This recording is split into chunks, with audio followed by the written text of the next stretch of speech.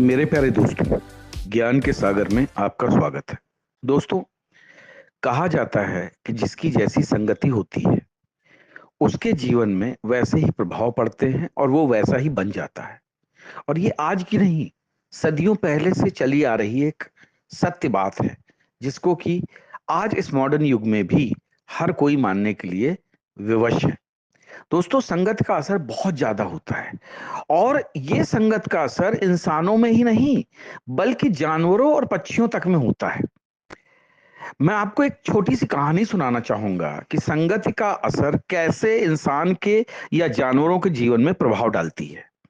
हुआ यूं कि एक राजा था। पुराने समय में उसको तोते पालने का बहुत शौक था, लेकिन एक दिन उसका तोता जो था वो मर गया। अब उस खाली पिंजड़े को देखकर राजा को बड़ा दुख हुआ।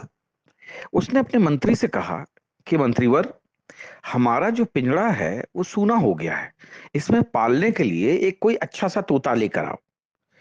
अब तोते हमेशा तो मिलते नहीं है, क्योंकि उनका भी एक सीजन होता है। अब जब राजा पीछे पड़ गए तो मंत्री जो है ढूंढते ढूंढते एक संत के पास पहुंचे और उन्होंने कहा कि हे भगवान, राजा साहब एक तोता लाने की जिद कर रहे हैं और आपके पास एक तोता है, तो आप अपना तोता हमें दे दें तो बड़ी कृपा होगी। राजा साहब का मन बहल जाएगा और राजा के घर में रहेगा तो इसका भी जीवन संवर जाएगा।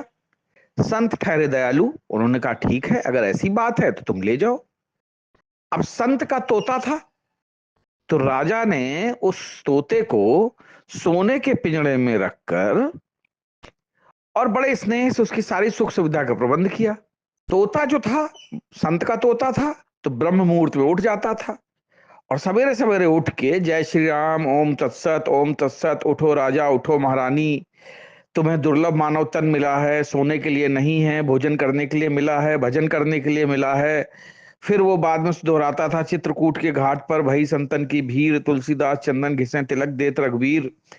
और इसी तरीके से कभी रामायण की चौपाई तो कभी गीता के श्लोक उसके मुंह से निकलते। कारण से पूरा राज परिवार जो था वो सुबह सुबह उठ जाता और जो है उसी के साथ बैठ के पूजा पाठ करने लगता, अपने राजकाज में लग जाता।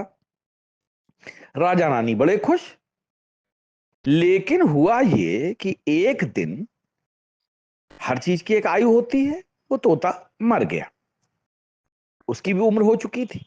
भी तोतों की उम्र जो है 25 साल के आसपास होती है। राजा रानी, राज परिवार और पूरे राष्ट्र में जो है शोक की लहर गई। उस तोते को राजकीय सम्मान के साथ अंतिम क्रियाक्रम किया गया, झंडा झुका दिया गया रजकारी, और साथ ही साथ हफ्तों शोक मनाया गया। जिसको जाना है वो तो चला गया। राज परिवार ने शोक संवरण किया। उस दुख को मानते हुए उन्होंने फिर से अपने राजकाज में लग गए। अब एक दिन फिर राजा साहब ने खाली पिंजड़ा देखा। जब सूना पिंजड़ा देखा तो उन्होंने फिर मंत्री के पीछे लग गए कि मंत्रीवर, खाली पिंजड़ा जो है सूना सूना लगता है, एक तोते की व्यवस्था करें। अब मंत्री ने कहा, अरे ये तो फिर से वही बात आ गई। खैर, मंत्री ने फिर से ढूंढना चालू किया तो पता चला कि राजा के राज में एक कसाई रहता है। उस कसाई के पास भी एक बड़ा सा तोता है। तो मंत्रीवर जो हैं कसाई के वहां पहुंच गए। उन्होंने देखा कि वहां पे एक तोता जो है बाहर पिंजड़े में टंगा हुआ था। तो मंत्री ने उससे कहा कि देखो भैया, राजा साहब ये चाहते हैं कि ये तोता उनको मिल जाए, तो हम ये कहेंगे कि आप उनको जो है ये तोता जो है दे दीजिए। राज दरबार से आए हो तो हम आपको रोक तो सकते नहीं, अगर रोकेंगे तब भी आप उठा ले जाओगे। तो भैया, आप अगर ऐसा है तो आप तोता ले जाओ। तो मंत्री ने कहा, नहीं नहीं, ये तो हम आपसे विनती कर रहे हैं, तो आप तोता दे दीजिए। कसाई ने कहा कि देखो मंत्री जी, मैं एक बात बताना चाहूंगा। ये तोता जो है किसी बहेलिया ने मुझे पकड़ के दिया था। दो तोते पकड़े थे, एक को उसने एक महात्मा जी को दे दिया था और दूसरा जो है मैंने खरीद लिया था। तो अब राजा को चाहिए तो दूसरा वाला तोता आप खरीद ले जाए। अब कसाई वाला तोता जो था वो राजा के पिंजरे में पहुंच गया, बढ़िया मालपुआ खाने लगा। लेकिन राजा को लगा कि ये तो वही पुराना वाला तोता आ चुका है। राज परिवार बिल्कुल पसंद। सबको लगा कि बस अब तो बढ़िया हो गया है, तोता वही आ गया है। दोनों की जो, चूंकि दोनों सगे भाई थे, तो दोनों की आंखें, नाक, आकार, चितवन सब जैसे थे। लेकिन अब ये वाला जो तोता था वो सवेरे जाता था। अब वो राजा को उसी प्रकार बुलाने लगा जैसे वो कसाई जो है अपने नौकरों को बुलाता था। अब तोता सवेरे सवेरे चालू हो जाता था, अरे उठ हरामी के बच्चे, राजा बन के बैठा हुआ है, मेरे ला अंडे, नहीं तो पड़ेंगे डंडे, कब तक सोता रहेगा। और कुत्ता कमीना और जाने क्या क्या वो बोलता था और बार बार दोहराता था। अब राजा सन्न कि अरे ये क्या हम ले आए, और मंत्री को भी उसने 100 गालियां सुनाई। और गुस्से में राजा उठे, तोते को निकाला पिंजड़े से बाहर, उसकी गर्दन मरोड़ दी और उसको किले से बाहर फेंक दिया। और पिंजड़ा जो है अपने स्टोर में रखवा दिया कि अब कोई तोता नहीं पालेंगे। अब दोस्तों इस कहानी से एक बड़ी अच्छी शिक्षा मिलती है। शिक्षा ये है कि दोनों तोते सगे भाई थे, एक ही माँ के जाए थे, लेकिन एक की गर्दन मरोड़ दी गई और दूसरे के लिए जो है राजकीय शोक मनाया गया, झंडे झुकाए गए, भंडारा किया गया। तो दोस्तों इसमें भूल किसकी है, भूल कहां से हो गई है? भूल कोई नहीं है, सिर्फ इसमें प्रॉब्लम है संगति का। सत्संग की, संगत की कमी थी जिसके कारण ये हुआ। एक तोता संत के पास रहा तो संत जैसा व्यवहार करने लगा, दूसरा तोता कसाई के पास रहा तो कसाई जैसा व्यवहार करने लगा।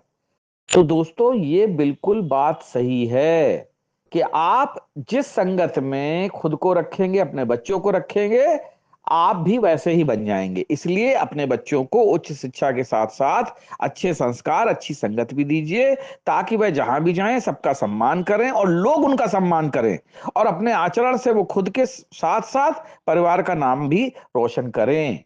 और स्पेशली मैं ये कहना चाहूंगा कि इस देश में माँ बाप को चाहिए कि अपनी लड़कियों की संगत का जो है ख्याल जरूर रखें, क्योंकि ज्यादातर लड़कियां आजकल ये छोटे छोटे लालच में, रील्स शॉर्ट्स के चक्कर में पड़ के विधर्मियों के हाथों में अपनी इज्जत लुटवा रही हैं। साथ ही साथ वो ऐसे काम कर रही हैं कि शादी के बाद उनके घर वालों को उनके कार्यों को छुपाने की जरूरत पड़ती है, क्योंकि जिस प्रकार के वो रील्स शॉर्ट्स या फेसबुक और इंस्टाग्राम पे अपने जो है सारी चीजें अपलोड करती हैं, वो उनको कहीं से भी सभ्य आचरण वाला नहीं बनाता है। तो दोस्तों संगत का असर बहुत बुरा होता है, बहुत अच्छा होता है, दोनों चीजें आपको ध्यान में रखनी चाहिए। और जो जैसी संगत करेगा वो वैसा ही बन जाएगा। इस कहानी से हमें यही शिक्षा मिलती है कि इंसान के साथ साथ जानवरों में भी संगत का असर होता है। जय हिंद, जय भारत।